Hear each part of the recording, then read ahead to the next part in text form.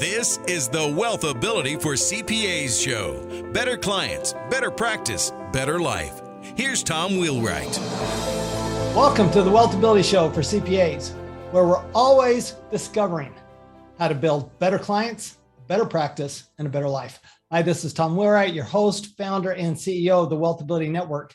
So we're in a massive turbulence right now. Nobody really knows what's up. And so we're going to talk about branding. So you're going, okay, why are we talking about branding? Well, branding, when you think about it, you think about the big companies, the companies that really have a brand, and you go, well, they've done great during the pandemic. So I'm very excited to be talking about, I think this is the number one issue. Actually, I think this is the number one issue for most accounting firms is brand. And I'm probably the only CPA on earth who believes that's the number one issue for CPAs, but I truly do. And we've got an branding expert, Deb Gabor, and she assures me there's no relationship to Zsa Gabor. And what Deb doesn't know is that there's enough people listening to this podcast to actually know who Zsa and Ava Gabor were. So, but with that, Deb, welcome to the show. And if you would, just give us just a minute about your background. Yeah, sure. I'm really glad to be here and I love talking to CPAs. I think before we started, I told you I have a passion for really unsexy businesses and unsexy categories, making them sexy. So a little bit about my background. I have been doing this work for, 31 years. I know it's hard to believe that I have a career that spans more than 30 years, but I've been doing this for a really, really long time. And I grew up in an almost completely brandless existence, which led me to a place that when I left home at 17, that's when I had my first McDonald's hamburger. It's the first time I had brand name running shoes, all of that. And I became obsessed with this idea that having a brand that became part of the buyer's identity would be something that could create a condition where products and services that were virtually indistinguishable or even less good than others could command a premium price because of the brand. And so my belief on branding is very much that the best brands in the world, they do three things. They aim their brand at a singular, ideal, archetypal customer. They become part of that person's identity, like they become part of what they wear, who they are, how they show up in the world. And then they make that person a hero in their own story. So that led me to, I spent the first part of my career working for other people and sort of having laboratories inside of really, really big companies to build marketing and brand strategies. And then the second half of my career really has been defined by having my own brand strategy, research, and marketing firm. And I've written a couple of best-selling books on branding that are pretty popular. The first one being Branding is Sex, Get Your Customer Laid and Sell the Hell Out of Anything. And then the newest book, Irrational Loyalty, Building a Brand That Thrives in Turbulent Times. Awesome. Well, thank you. And I like the idea of irrational loyalty. So we were talking earlier before we started recording, and I said, in my mind, there are only four brands for the most part. You can think the average person could probably name one of four CPA brands, and that would be the big four, right? KPMG, Pricewaterhouse, et cetera. CPAs, I think, tend to think, well, I'm just going to get referrals anyway, so branding doesn't really matter.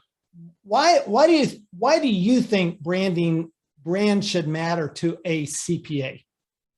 Yeah. So you mentioned irrational loyalty, and I think it's helpful if we give everybody a level set on what we mean by branding and what is the role of irrational loyalty. So branding, to me, when I talk about branding, I am not talking about just the name or the likeness or the logo, like the brand that you see on the surface. Like, I have a brand on the arm of my sweater right now. That is like the very tip of the iceberg. That is sort of just a visual representation of the brand. That is a shortcut for the story of the organization and the people behind the brand.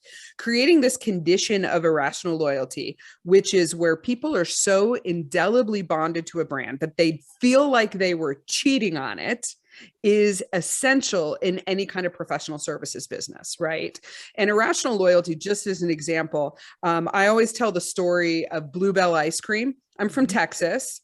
And I don't know if you know about Bluebell ice cream. I know Bluebell ice cream. I went to school in Texas. I went to University of Texas. I did my. Okay. Well, hook 'em.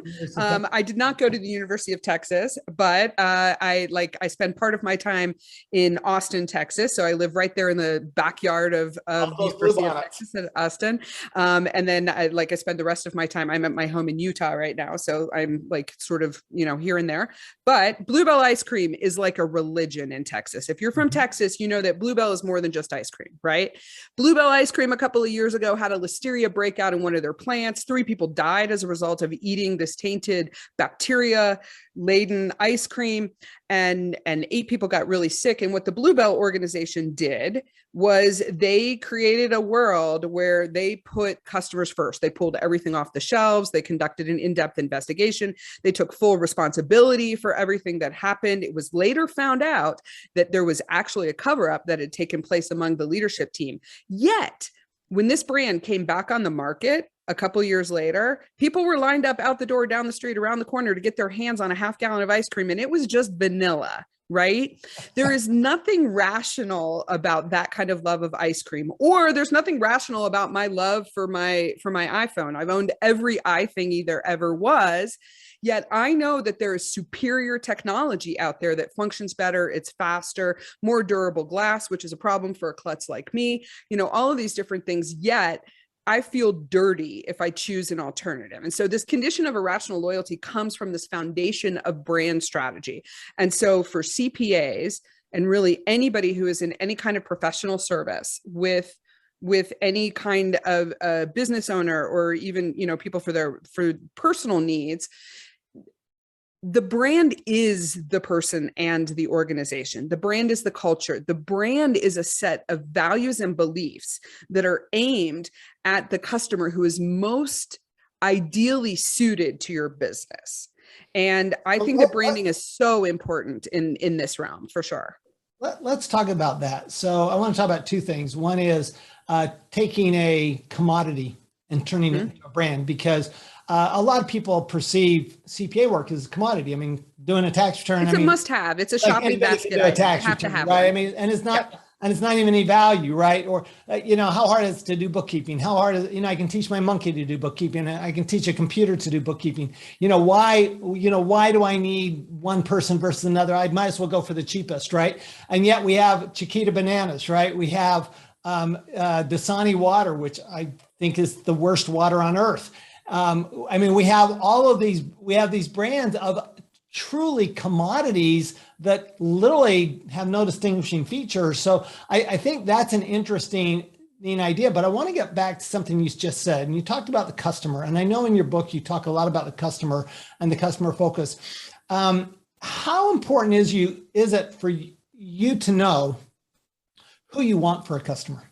Oh, it's essential. And so we call that the ideal customer archetype. And this is one of the more, I'll say, controversial aspects of the methodology that we use and that I write about and I speak about, is the idea of aiming your brand at the singular, ideal, archetypal human being who is most highly predictive of your success as an organization. I run a professional services firm, right? I have a services firm. I have a bunch of employees. We work with tons of clients every year.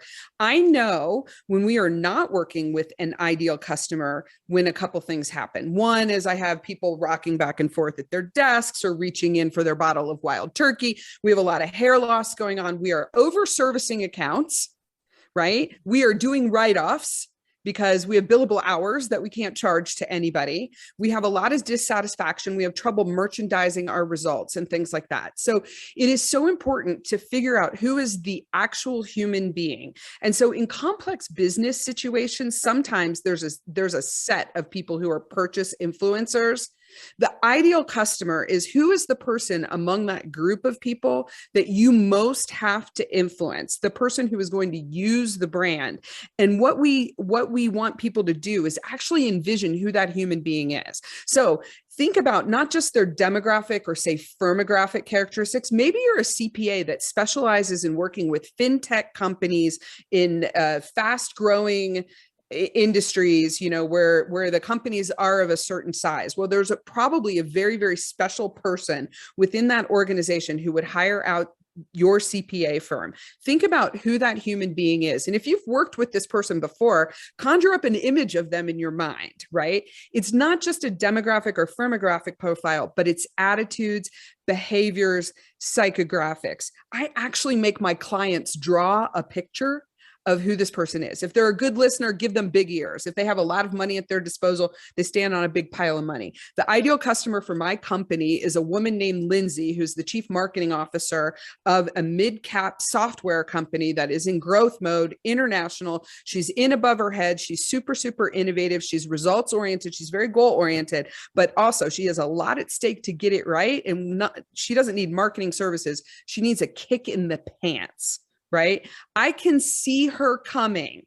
I also, because I know her so well and everyone in the company knows who she is, we can screen in people like that by aiming directly at their values and beliefs and saying, you have a lot at stake to get it right. You don't want a marketing team that you have to tell them what to do. You need someone to push you and drive you, to propel you so that you can get the results that you're being measured on. I can message that directly to more and more Lindsays. So for CPA firms, like there is probably the benefit of working in a professional services business is you've seen these people before. Right. And like, maybe it's Steve, or maybe it's Jeff, or maybe it's Susan, but really knowing that allows you to connect deeply with their values and beliefs and what their needs are. That's the only thing that stands out in a commoditized industry. I get that. I think the big fear is, well, wait a minute, then I'm limiting my customer base. I'm limiting who I'm after, and I won't have nearly as many customers. And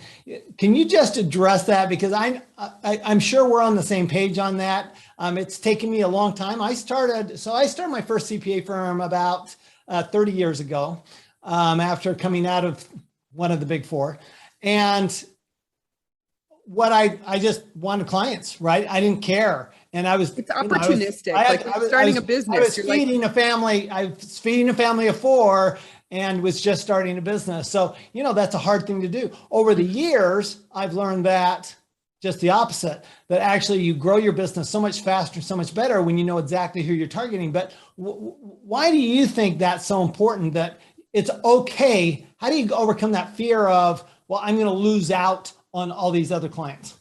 Oh my goodness. It's a lesson that's really hard learned by those of us who are entrepreneurs who started our own businesses, right? And I have a similar story. When I started my business 18 years ago, I was like, I'm going to fish where the fish are. Anybody who wants to buy these kinds of services from me.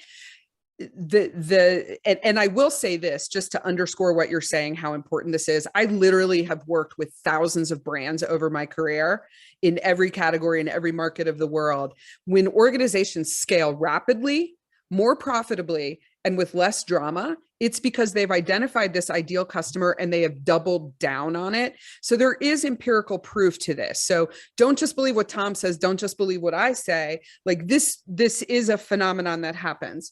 The fear, like the FOMO of I'm not going to get to work with this one crappy client over here, can easily be overcome when you calculate the opportunity cost associated with the bigger fish who is more strongly aligned with the magic that you deliver. Right? Brands have to be singular. The thing that makes those big four accounting brands singular is that they're well known, that they're, that they stand for something, that they are clear, they're consistent. I mean, at least I think all four of those brands show up year after year after year on that most valuable global brands list every year. There are brands on there. When you look at the top 5 brands, it's like, Google, Facebook, Amazon, et cetera. But KPMG is right up there. They're always in the top 25.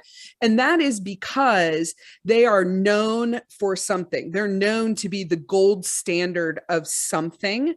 People understand it. They get it innately. It becomes part of their identity. People get bragging rights. Like as a business leader, if I say like that I use one of these big four accounting firms, people are like, "Ooh, girl, look at you." Right? Versus I have a great CPA firm that I've been working with for 18 years. And I'm so irrationally loyal to these people, mainly because my CPA, who retired 2 years ago, comes out of retirement every year to do my taxes. Right? Sure. just because she loves what she does and she has a passion for businesses like mine. And she has enjoyed being right beside me as I've grown the footprint of this business over the years. That's her values, her beliefs, makes her stand out. Also, she built a business in Austin, Texas. We have a pretty big film industry there. She works with like all the famous people, Robert Rodriguez and Richard Linklater and, Matthew McConaughey and people like that. Like she has really, really honed in on the creative class and on people who are growing sustainable businesses within the creative class. That's what she stands for. And that's, giving that focus creates that singularity and what you're known for. And so the last thing I want to say about that, I know you're trying to jump in here with a question, but I can't say this enough. The strongest predictor of whether or not someone will buy your brand is if they can name it off the top of their head. And it's not just brand awareness. Like you get to this level of top of mind awareness by having something that's clear, that's understandable, and that's meaningful and has the power to become part of somebody's identity. So that example I gave of like, I'm a business leader. And if I say, ooh, KPMG is my firm, and people are like, ooh, you go girl. That is a certain je ne sais quoi that comes only from a brand and a brand experience. There's no question. I mean, even when I remember coming out of school at University of Texas, and we interviewed. It was 8 then, right? It was the big 8, yeah. not what we call the Final 4 now.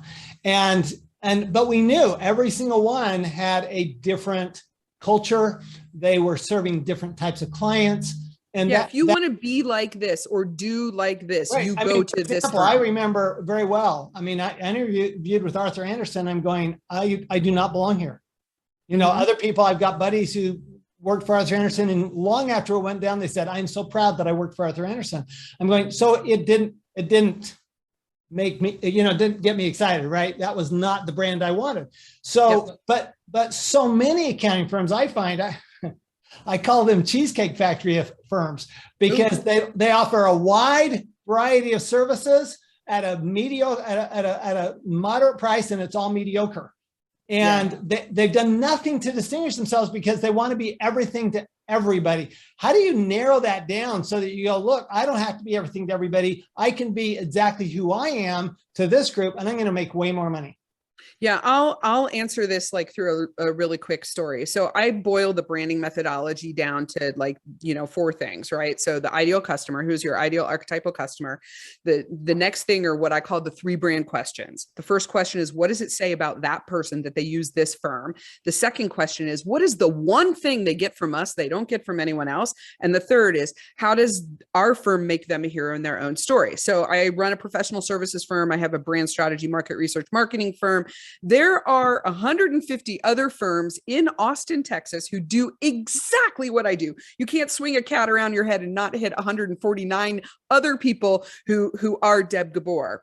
When we go through the process of figuring out what's the one thing, what it all comes down to is that what my firm brings to the table, we can do all the things. You look at the list of the services we offer, check, check, check, check. And if we didn't offer those services, people would defect. They would say all right, so it's an accounting firm that doesn't do math? Like what? Right? But accounting firms all the time. By the way, that's it's disgusting, but I actually do that. Yeah. But I mean, so I always tell people, just an aside, go to your company website. And if the first word on the website is either your company name or the word we, you're doing it wrong, because your brand is about people. So going to that question of what really makes a brand singular, it's the answer to that question. What's the one thing you get from us that you don't get from anyone else? My closest competitor in Austin, Texas, literally works right across the street from me. There's a busy road between our 2 buildings. I see her sign every day when I stand at my desk, and it makes me crazy. Yet we have never, ever, ever competed for a client. We have never been in a competitive pitch. We have never,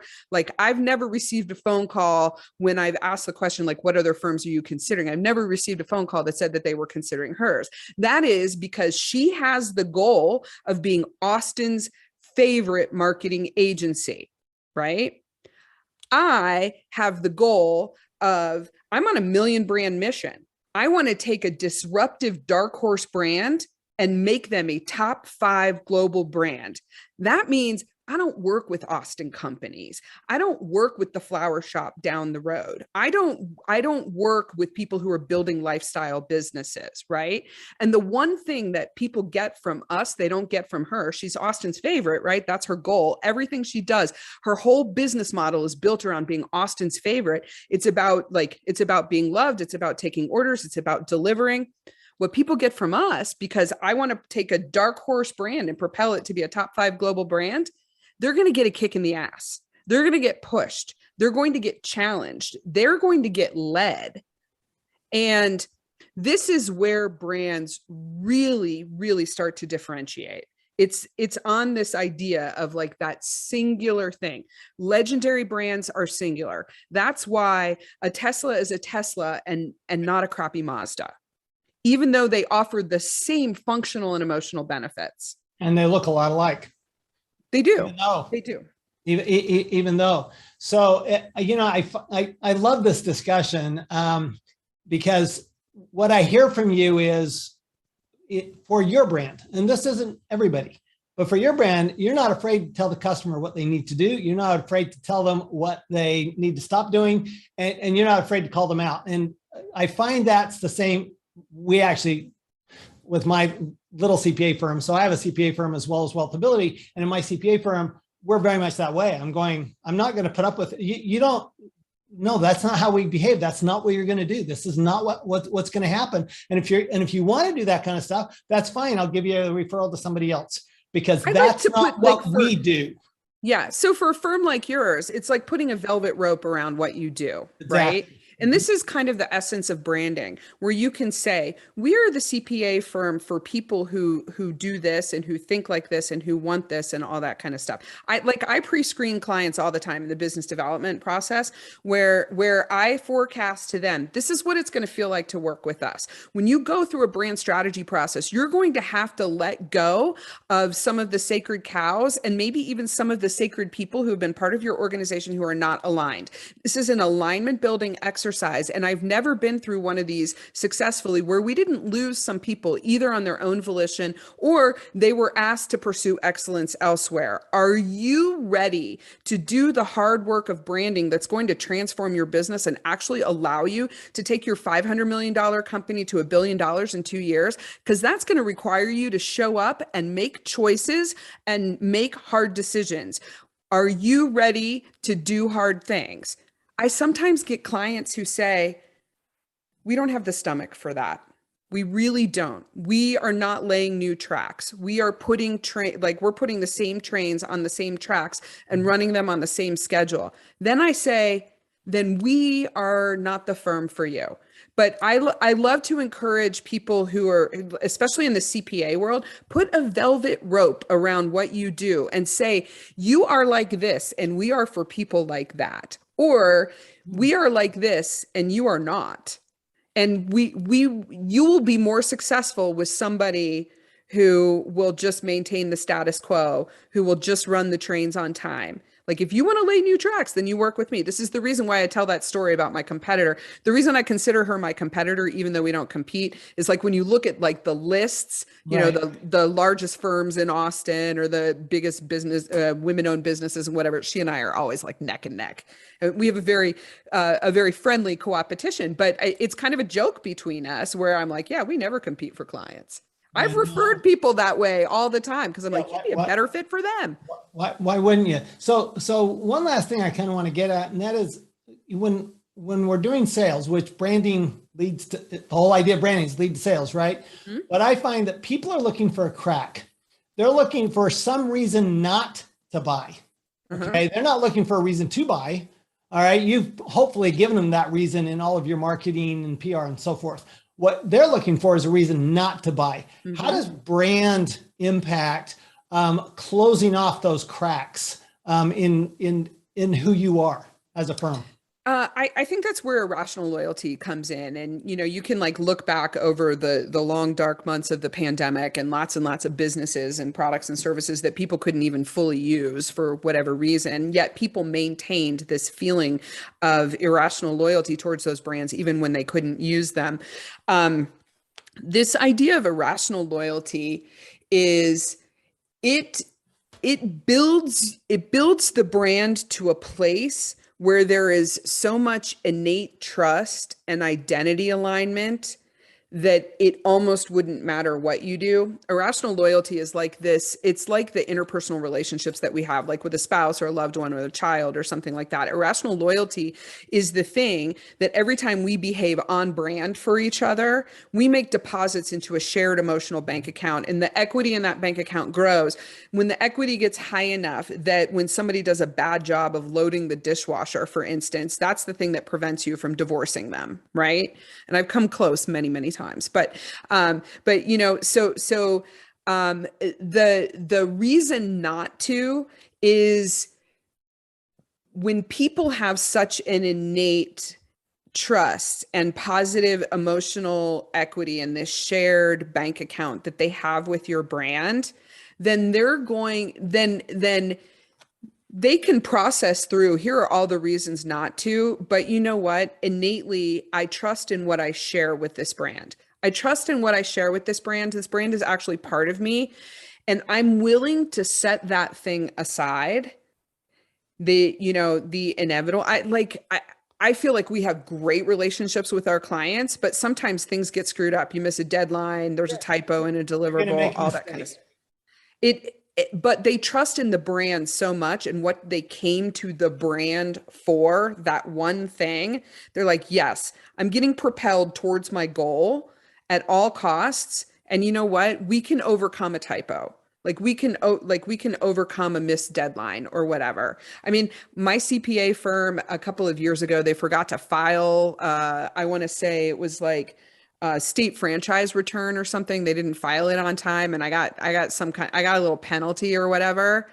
And it's not like, yeah, it gave me pause, but we had a conversation about it, right? And I look at the total package, the total picture, like the long-term sustained pattern of shared values and predictable behaviors between us, that I was like, I trust that this is never going to happen again, but also I trust there's going to be some other mistake down the road, and we're going to be okay, because underneath it all, you're making me a hero in my own story. You know, I have aggressive goals. You know that I need, like, for me, a person with a growing and scaling business, like super, super clean books is like probably the most important thing to me. Like Architectural Digest needs to be able to show up at my house any day, right? That's how I feel about my books. And knowing that there's someone who shares that belief with me, I know in the end, they have my best interest at heart. And so that's where that irrational loyalty comes from. So important for CPAs. So important. And the barrier to entry today to like be in any business, like the barriers to entry have been like really, really lowered.